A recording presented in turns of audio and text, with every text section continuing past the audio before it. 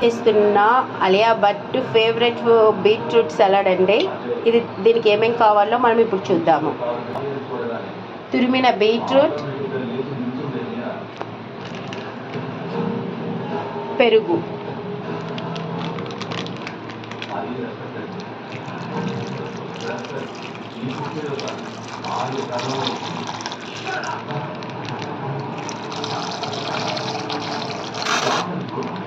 ఇప్పుడు దీన్ని మిక్స్ చేయాలి. కొంచెం సాల్ట్ వేయాలి, చాట్ మసాలా టేస్టింగ్ కోసం. అంతా మిక్స్ చేసిన తర్వాత ఇలా ఉంది చూడండి. నెక్స్ట్ ససెప్షన్స్.